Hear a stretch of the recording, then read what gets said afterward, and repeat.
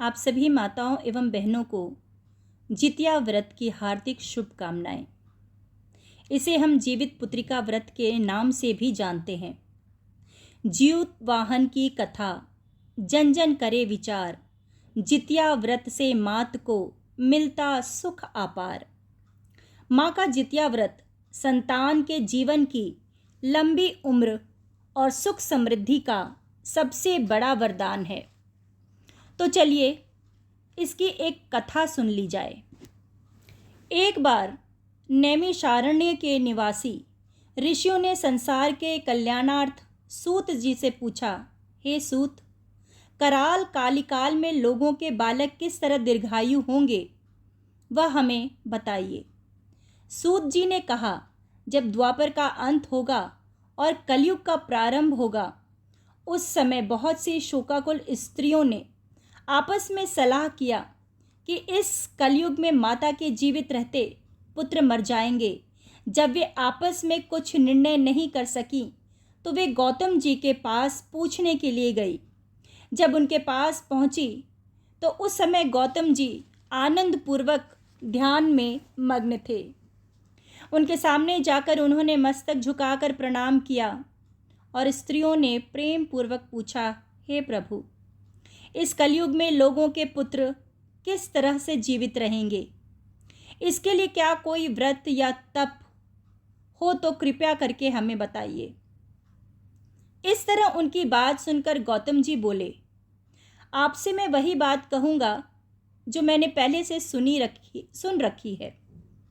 गौतम जी ने कहा, जब महाभारत युद्ध का अंत हो गया और द्रोण पुत्र अश्वत्थामा के द्वारा अपने बेटों को मरा देखकर सब पांडव बड़े दुखी हुए तो पुत्र के शोक से व्याकुल होकर द्रौपदी अपनी सखियों के साथ ब्राह्मण श्रेष्ठ धौम्य के पास गई और उन्होंने धौम्य से कहा, हे विपेंद्र, कौन सा ऐसा उपाय करने से बच्चे दीर्घायु हो सकते हैं? कृपया करके ठीक ठीक बताइए। धौम्य बोले, सतयुग में सत्य वचन बोलने वाला, सत्याचरण करने वाला समदर्शी जिमुत वाहन नामक एक राजा था। एक बार वह अपनी स्त्री के साथ अपनी ससुराल गया और वहीं रहने लगा। एक दिन आधी रात के समय पुत्र के शोक से व्याकुल कोई स्त्री रोने लगी, क्योंकि वह अपने बेटे के दर्शन से निराश हो चुकी थी। उसका पुत्र मर चुका था। वह रोती हुई कहती थी, हाय मुझ बूढ़ी माता के सामने मेरा बेटा मरा जा रहा है। उसका रुंदन करुण पुकार सुनकर राजा ज्यूतवाहन का तो मानो हृदय विदग्ध हो गया। वह तत्काल उस स्त्री के पास गए और उनसे पूछा, हे माँ, तुम्हारा बेटा कैसे मरा है? बूढ़ी माँ ने कहा, गरुण प्रतिदिन आकर गांव के लड़के को खा जाता है। इस पर दयालु राजा ने कहा, माता, अब तुम मत रो, आनंद से बैठो, मैं तुम्हारे बच्चे को बचाने का प्रयत्न करता हूँ। ऐसा कहकर राजा उस स्थान पर गए जहाँ गरुण आकर प्रतिदिन मांस खाया करता था। उसी समय गरुण भी उस पर टूट पड़ा और मांस खाने लगा। जब अतिशय तेजस्वी गरुण ने राजा का बायां अंग खा लिया तो झटपट राजा ने अपना दाहिना अंग फेर गरुण के सामने कर दिया। यह देखकर गरुण जी ने कहा, तुम कोई देवता हो? कौन हो? मनुष्य तो नहीं जान पड़ते? अच्छा, अपना जन्म और कुल बताओ। पीड़ा से व्याकुल मन वाले राजा ने कहा, हे पक्षीराज, इस तरह के प्रश्न करना व्यर्थ है। तुम अपनी इच्छा भर मेरा मांस खाओ। यह सुनकर गरुण रुक गए और बड़े आदर से राजा के जन्म और कुल की बात पूछने लगे। राजा ने कहा, मेरी माता का नाम है शैव्या और मेरे पिता का नाम है शालिवाहन। सूर्यवंश में मेरा जन्म हुआ और ज्यूतवाहन मेरा नाम है। राजा की दयालुता देखकर गरुण ने कहा, हे महाभाग, तुम्हारे मन में जो अभिलाषा हो वह वर मांगो। राजा ने कहा, हे पक्षीराज, यदि आप मुझे वर दे रहे हैं तो वर दीजिए कि आपने अब तक जिन प्राणियों को खाया है वे सब जीवित हो जाएं। हे स्वामिन, आपसे यहाँ बालकों को न खाएं और ऐसा कोई उपाय करें जहाँ जो उत्पन्न हो लोग बहुत दिनों तक जीवित रहें। धौम्य ने कहा कि पक्षीराज गरुण राजा को वरदान देकर स्वयं अमृत के लिए पर नागलोक चले गए। वहां से अमृत लाकर उन्होंने मरे मनुष्यों की हड्डियों पर बरसाया। ऐसा करने से सब लोग जीवित हो गए जिनको कि पहले गरुण ने खाया था। राजा के त्याग और गरुण की कृपा से वहां वालों को बहुत कष्ट दूर हो गया। उस समय राजा के शरीर की शोभा दूनी हो गई। राजा की दयालुता देखकर गरुण ने फिर कहा, मैं संसार के कल्याणार्थ एक और वर दूंगा। आज आश्विन महीना के कृष्ण पक्ष सप्तमी तिथि से रहित शुभ अष्टमी तिथि है। आज ही तुमने यहाँ की प्रजा को जीवन दान दिया है। हे वत्स, अब से यह दिन ब्रह्म भाव हो गया है।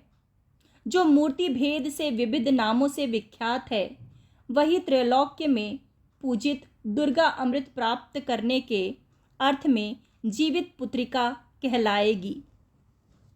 अतः इस तिथि को जो स्त्रियां उस जीवित पुत्रिका व्रत की ओर और कुश की आकृति बनाकर तुम्हारी पूजा करेंगे तो दिनों दिन उनका सौभाग्य बढ़ेगा और वंश की भी बढ़ती होगी।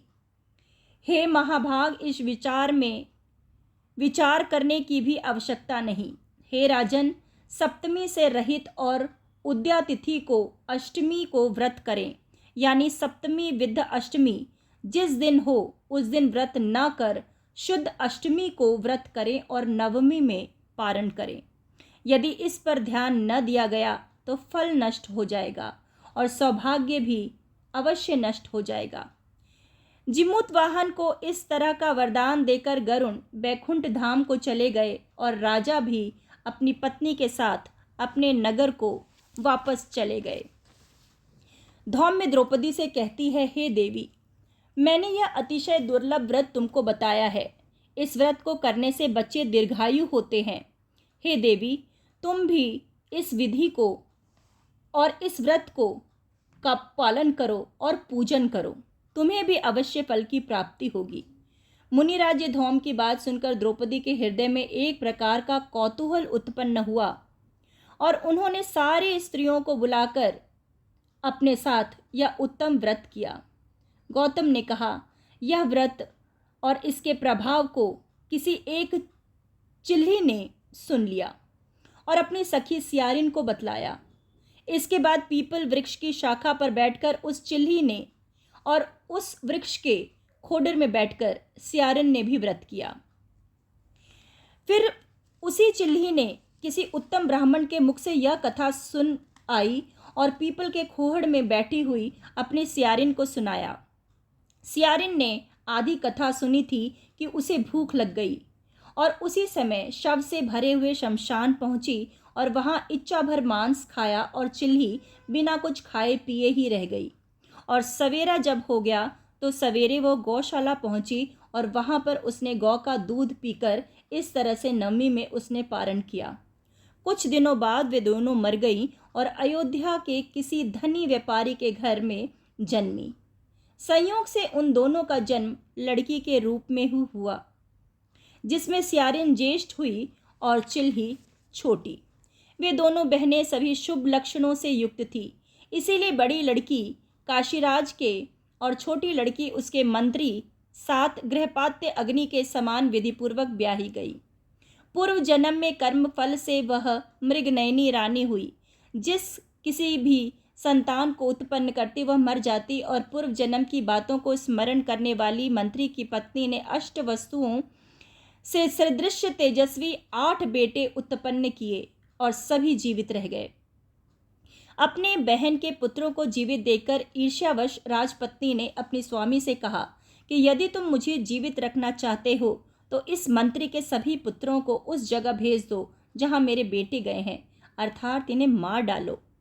यह सुनकर राजा ने उस मंत्री के पुत्रों को मारने के लिए कई प्रकार के उद्योग किए, पर मंत्री पत्नी ने जीवित पुत्रिका के पुण्य बल से बचा लिया। एक दिन राजा ने अपने आदमियों से उन पुत्रों का सिर कटवाकर पिटारी में रखवाया और वह पिटारी उनकी माता के पास भेज दिया।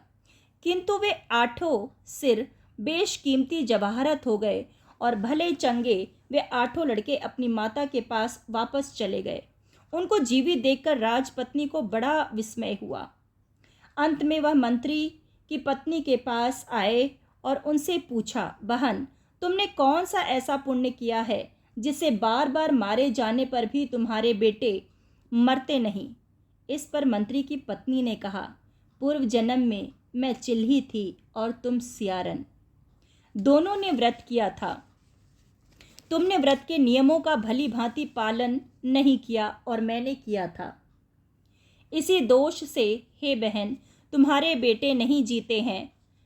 हे राजरानी, अब भी तुम उस जीवित पुत्री का व्रत को निश्चय पूर्वक करो और तुम्हारे बेटे दीर्घायु होंगे।